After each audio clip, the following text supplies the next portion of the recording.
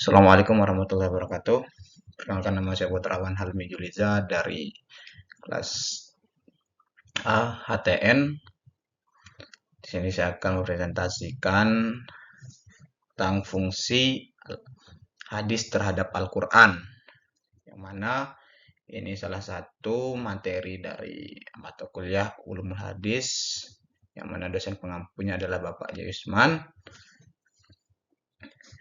Fungsi hadis terhadap Al-Quran itu bisa dikualifikasikan, salah satunya adalah menjelaskan dan merinci isi Al-Quran dan menetapkan hukum yang tidak disebutkan di dalam Al-Quran.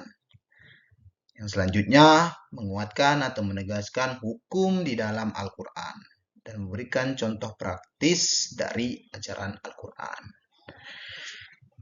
Di sini ada beberapa pembagian. Di sini saya menjelaskan tentang 4 fungsi hadis dalam Al-Quran. Itu yang pertama, bayan al-takrir. Bayan al-takrir itu sering disebut sebagai bayan taklid atau bayan isbat. Adalah pernyataan hadis Nabi yang menetapkan dan memperkuat apa yang telah diterangkan di dalam Al-Quran. Contohnya, seperti melihat bulan atau melihat hilal pada tanggal 1 sebagai tanda dimulainya berpuasa dan Idul Fitri. Sebagaimana hadis Nabi, iza araitumul hilala fasumu wa iza ra'aitumuhu fa'aftiru. Yang artinya, apabila kalian melihat bulan, maka berpuasalah. Dan jika kalian melihatnya yang kedua kalinya, maka berbukalah. Hadis riwayat Muslim.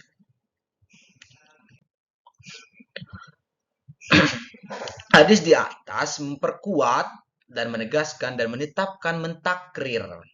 Artinya hukum yang terkandung dalam firman Allah Subhanahu wa taala.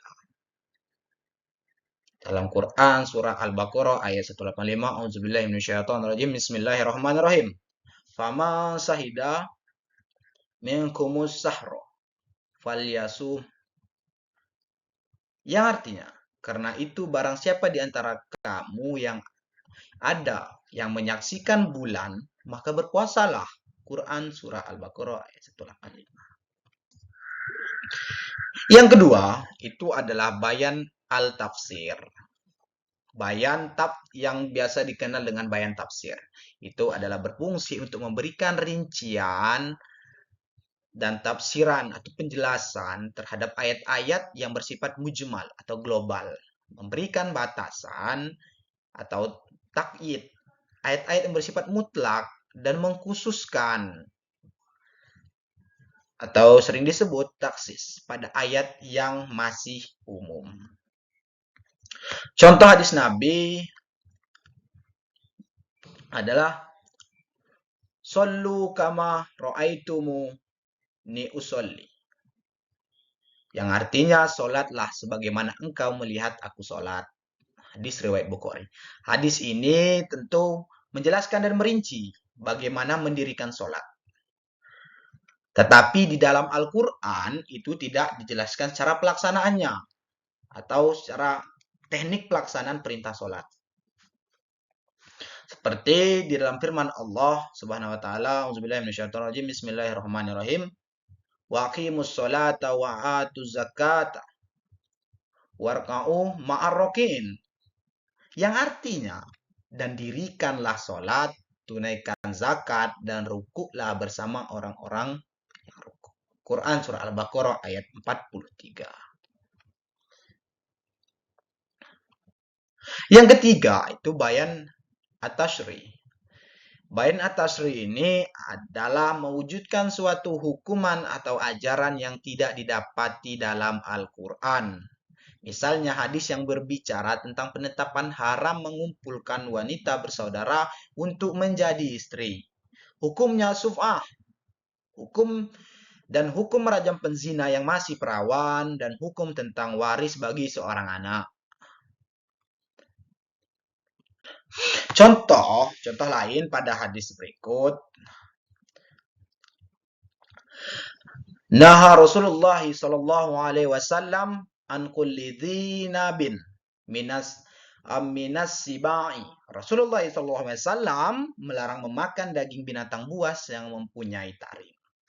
Hadis riwayat Muslim dari Ibnu Abbas. Yang terakhir itu bayan al-nasar. Kata nasar berasal secara bahasa berarti ibtal atau membatalkan, dan izalah menghilangkan, dan tahwil memindahkan, dan takhir atau mengubah ketentuan yang datang kemudian menghapus ketentuan yang datang terdahulu, karena yang datang terakhir dianggap lebih luas dan lebih cocok dengan kondisi atau nuansanya. Salah satu contoh yang biasa diajukan para ulama adalah hadis yang artinya tidak ada wasiat bagi ahli waris. Hadis ini menurut mereka menaskah isi firman Allah Subhanahu wa taala dalam Quran surah Al-Baqarah ayat 180 yang artinya diwajibkan atas kamu apabila seseorang di antara kamu kedatangan tanda-tanda maut, jika ia meninggalkan harta yang banyak, berwasiatlah untuk ibu, bapak, dan karib kerabatnya secara ma'ruf. Ini adalah kewajiban atas orang-orang yang bertakwa.